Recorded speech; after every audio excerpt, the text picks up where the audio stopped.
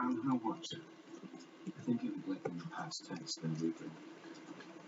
Besides, you don't listen to you when you learn stuff. I've seen the way she treats you. Oh, yes? How's that? Very much like a retired librarian. Look, I've not with you once as long as she does what I want. Yeah, like I go there. Want to change your mind? That's how you join. Where'd you get this from? The girl makes me talking. Something about being all you can be, or all you can do. Having a laugh. You might say that you weren't playing with computers so much. Into the new thing. What new thing? The whole Wicker thing. We were talking about that? This means that the audience knows we're close to a resolution if only the communication were more open instead of aggressive, which is tied to the theme of the season. This means we are aware of an atmosphere that the characters are not. What do you mean about it? Well, we certainly haven't been right since Tad. You can't handle Tad. It was bad before that, since you went off to college and forgot about me. Just left me in the basement to go. Bloody hell. It is a complicated balance, but then again, Joss Whedon always tries to juggle tone. Listen well. Not always to his favor. Invaders create Avengers. People create smaller people. Children. But I suppose I am saying there are elements that can soften the blow of combining inherently conflicting cues to an audience in a scene. Being that you stay true to character, you pace it out to not have one element overthrow the other, you leave enough emotional room for it to be appropriate rather than jarring, and you let the audience know that we're in a situation where a conflicting tonal element is expected. The reason it conflicts here is because Poe should not be cracking wise after the reaction he just had to the death of Tekka, betraying his character. The joke is spaced seconds away from two very morbid events that are rarely seen in this saga, and if used, they are typically very slow, allowing an absorption of the pain. This puts the pacing off. The tone never set a mood that jokes were incoming, that we would be able to relax and laugh, especially not while they were just trying to lift Vader's intro on episode 4, which meant to say that he was a dark, malicious creature in a haunting introduction. Do you remember an open seed joke on either end at this moment?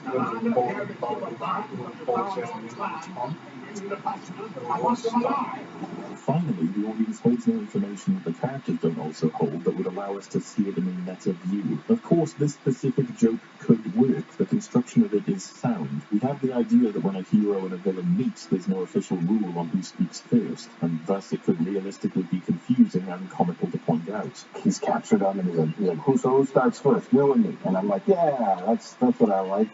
I like that. It is arguably a fourth wall joke in relation to movie tropes, but the malicious execution of many innocent villagers is difficult to reconcile after what I consider to be a decent joke. So why would they choose to have this happen? Well, it's profitable to utilize drama and comedy in your story, as it can satisfy the audiences looking for either and both. But certain viewers will be conflicted, and it will take them out of a state of immersion, and of course, it wasn't originally in the script, which is a bit telling. So, to be blunt, it is hard to balance the tone of drama and comedy when facing back main corpses. I'm not saying you can't find it funny, I'm saying it is concentrated in construction, and if it was to support the idea of the film being dark throughout, maybe it would work as a surprise shift in tone, kind of like what I was talking about in the potential torture scene. But that is far from the case here. The film is very much light-hearted. For the most part. The lesson is that you shouldn't simply have comedy because you find it funny. It's more complicated than you know it is. I don't know what it is with this script. 18 by 35 is 11,000 it's almost like it just and 35 placed them there, whether or not they would so it land should there. be just And maybe in the editing phase, making I held on to one them, even though that wasn't necessarily for the the glass right roof. choice.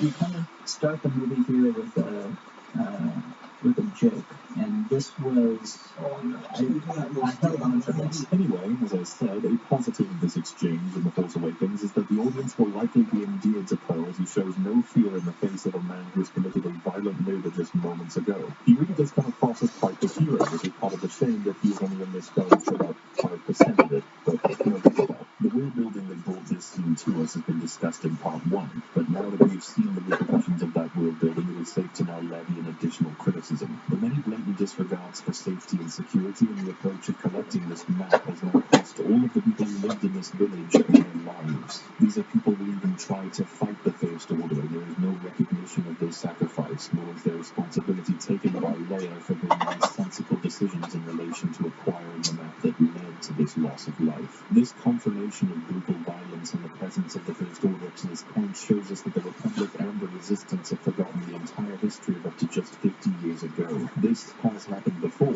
and it has been beaten before, and yet it's treated in such a way that you would never have expected there even was a history in this universe, which is probably an idea that JJ and Ryan find very convenient, but that doesn't make it true. Anyway, this scene also gave us the introduction to Captain Phasma, a visually impressive member of the Stormtrooper hierarchy. She's below pilot in rank, yet she retains a significant level of power. She's played by Gwendoline Christie, who made a name for herself on Game of Thrones, and it is a crying shame that we've only gotten through 25% of the screen time in the Force Awakens. I wish I was completely joking with that one. As much as there is a common complaint that Phasma lacks character, motivation, and she is generally confusing in terms of her purpose in the story, people will still find themselves asking, why does she exist at all? She is part of the First Order and a member of the Dark Side. She is a Boba Fett style character, which means that she is much at the forefront of the action, but she's certainly not silly. A defense for Captain Phasma is to You have to have the goggles on to say that infinite or not. popular characters from the other trilogies, but how about we be very clear for a moment? Darth Maul killed Qui-Gon Jinn. Boba Fett captured Han Solo and took him to Jabba. Grievous' death ended the Separatist war, and it meant Palpatine had to relinquish his emergency power. Captain Phasma died. Unfortunately, she is a fourth wheel in the hierarchy of the First Order leadership, when three villains are already too many for the long trilogy to develop. She is used to open a shield, which could have been done by any stormtrooper or even by Finn if the writing allowed it. Then she is put in a character trait until she comes on screen to die. With careful editing, you could erase her scenes from the story and it wouldn't change. You cannot do that for these three characters. This is why, despite having similar developments, they are remembered and have a purpose. We are left to assume that Phasma is a figurine come to life, designed solely for marketing under the guise of adding a developed female character to the Star Wars universe. Though, rather than focusing on what she lacks, I think it's prudent to highlight the fact that she doesn't have time to possess a trait, let alone lack one. It is a testament to her design that people remember it long enough to be insulted by her lack of development in this and subsequent film when she's on screen for less than 4 minutes across both of them. It is undeniably frustrating, and it's not only a writing issue, but an issue of general incompetency on the part of whoever decided to shoehorn her into this film. But much like the films tend to do, you start with her and move on with the scene. As Kylo leaves, he feels something that makes him glance at Finn, but he doesn't act upon it. Kylo Ren stops and looks directly at him because he is force sensitive. That is the reason.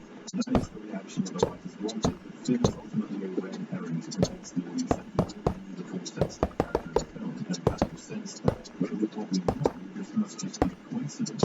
Kylo looked at Finn because of his odd behavior, I suppose. Before the scene closes out, we see the stormtroopers destroy Poe's X-Wing without bothering to search it for a map. Just a quick reminder, First Order have no idea where this map is, but they want the map more than anything right now, and it is very likely to compose a huge vehicle from what the characters know. But instead of remaining consistent with the narrative, we need to compound that sense of dread as the First Order destroy everything in the area, including such recognizable pieces of Star Wars iconography. I mean, who knows what's on the hard drive of that ship?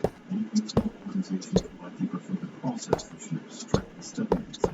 But no, analysis of the narrative can often raise the intentions behind a scene rather bare, and this opening scene is bone dry at this point. It has nothing to do with consistent characters, it has everything to do with making the audience feel very specific emotions. Also, I think it's important to mention that we've already received all the information about the origin of this map from the film we were going to get. This thing will connect us with the hero of the last trilogy of the series after the mysterious disappearance, and it's written off as a orthodox Google Maps input. On top of that, Tekka will not be mentioned again. We don't find Leia mourning him, despite knowing her for decades. Much of both of them is specific execution from Kylo. He and Poe have yet to share a scene on it since. It's nothing for him to reconcile, nothing for the character to judge him for, and nothing he in turn regrets. It doesn't hold any weight beyond the moment it happened in, which, as we've been through, only existed to copy a much stronger piece of source material, which should compound the fact that this scene is about eliciting emotion, not about staying consistent to storytelling. Lord Sam Tekka is a plot device. He doesn't have a character beyond a few teasing lines, and yet he provides the important piece of the map that pushes both faction through the film, and his death gets Poe captured. So can we apply a quick fix to that? Well, the fact is, if you're going to invent a character from the Galactic Civil War that is known to Leia for as long as the battle took place, why not pick someone that already exists? Like, this info, and this is a secret area he was retired in. He could have found this information due to the connections he obviously made. We could have had Kylo kill him in order to send a message to Leia. He could allow this scene to cut the joke to contain so much more relevance, because nobody knows who Taka is, nor will we ever find out. I feel like there really wasn't much of a discussion in terms of ideas on creating this script. Another thing would be that I thought before this role, and I suppose I shouldn't suggest things that have great plans for this character, who are much more dignified than that. What are the issues? If you didn't already know, deleted scenes are a thing. Some of them make us wonder what in the world the editor or director was thinking, and some allow us to understand why they were cut. But they can also tell us something about the story that was told and what changed during production. Take this scene. I'm going to be those myself, by the way. Tell them I insist the Republic take action against the First Order. Not the Republic easy. Not all the soldiers that are missing. Or maybe they can. I don't care. This scene accomplishes many things. First of all, we have recognition that the Republic are not involved when they should be, which means there are bureaucratic problems. No detail of the depth, but a line at least. Secondly, there's the idea of looking at the members of the Republic as less than sane, acting as a supplementary explanation of the world building and their lack of involvement. Finally, it establishes that Leia is in this fight and concerned about Poe, while showing she still has some of that puppy attitude we don't see in the rest of the films. The character that is told to contact the Republic is there when the Republic plans to destroy it. This adds more to Leia's kill chance, but at the very least it gives us a clear character to recognize in his horrific obliteration. Not only might that allow an audience to care a little bit more, but at least they would understand what's happened. Many people, including myself, didn't realize which planets these actually were when first watching the scene, and so to clarify, this is 15 seconds of film that strengthens the world, the story, and the characters, and was cut so that Leia could have repentance delayed. She was brought in at a time that would deliver more of an emotional punch instead of matching the narrative.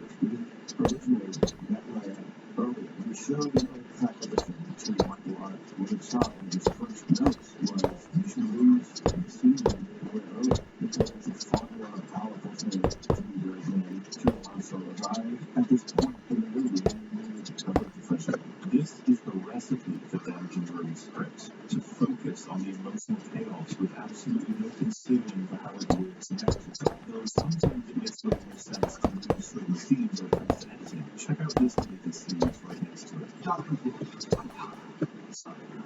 Just a second. I think you need to quickly It compounded how important it is for both factions, which is interesting considering how he lived through the cargo. He left in disgrace to live out the rest of his days on the island. So why do you think he's going to help, and how do you think he can help? Should we contact the Republic? You have to be smarter than that. I mediated immediately to get my fuse made. It's no cost, Jim. What in the world does she mean that we need to be smarter than contacted allies who possess the most power in the universe at this moment? Are you trying to say that First Order had people who would have gotten into the system? Because that would be very confusing considering the First Order destroyed the current planets of the Republic. I imagine the scene was cut because the audience would be led to understand that the Republic is almost evil, and that they sad music as they're destroyed, so many people would just be confused at that point. You see, this scene especially I can understand being cut, instead of providing tidbits about the world building that just help people don't really care. But ultimately I kind of wish they would delete more scenes considering so many terrible ones just slip right through.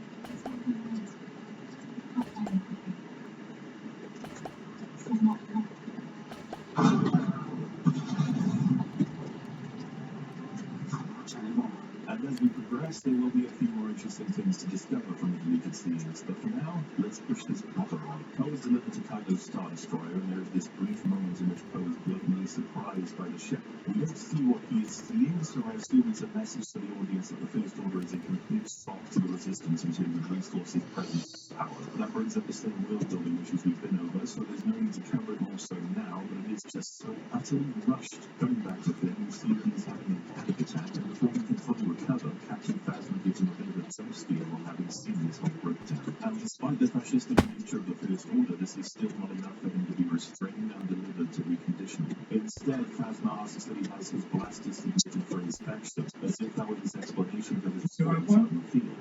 find this very hard to believe. The fact that Finn is a faulty trooper is bad enough, since you'd think there'd be detection for that. When he breaches in front of his fellow troopers, this is a little more than a gun jam, don't you think? I don't know, seems pretty convenient for him to only be asked to get a gun inspection that leads to a request for reconditioning. This would be some of the first indications that the First Order are selectively incompetent. I mean, they're not entirely incompetent, they got this far. Either way, it is time to meet the prodigal child for this trilogy, the character it revolves around as opposed to Luke Skywalker, Rey.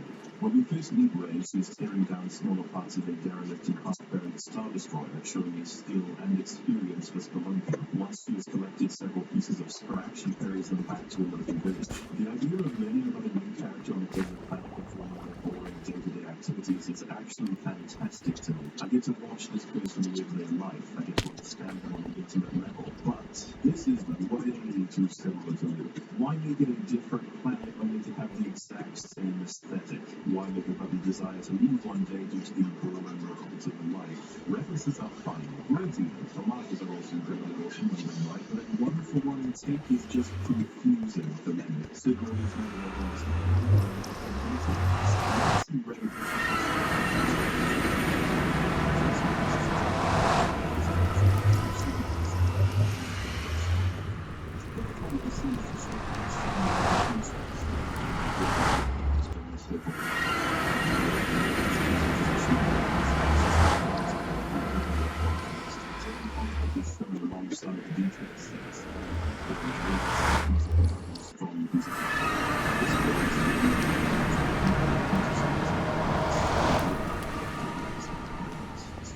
Rey provided a quarter portion of food for the scrap, and judging from her reaction, this is a lot less than expected. Putting her in not only a boring day, but a day in which she did really well.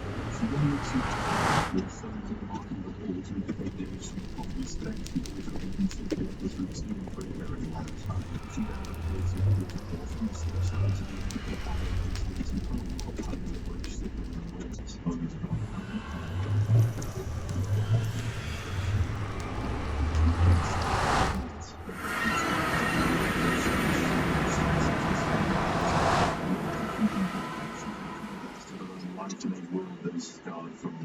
This is absolutely what many of us want to see. Not a single line of dialogue is required, and we can already assume a large amount is out here while leaving a lot of interesting questions in the air. Why hasn't she left this planet? Is it money, technology, freedom, or something else? Where does she want to go? Does she have any loved ones? Funnily enough, the character that comes to my mind the quickest for a comparison considering the elements here isn't actually Luke. It's Wally, a lonely creature with a tedious day that's more so attempting to prevent insanity from taking over as opposed to reaching a specific goal. Until we get further into the story, we don't know what is keeping these characters in these situations beyond the basics for survival. At first, we can only speculate on what their sense of enjoyment or meaning is, and it can be fascinating to watch them both get interrupted in their daily routine by a new character and choose to help them at the expense of themselves. One of these films has extremely consistent conclusions for all of the setups and history for its characters, while the other one is Force Awakens. But at the outset, Wally and Rey are common for why we are enticed to see them function and why we want to see them succeed. You can even compare their acting abilities.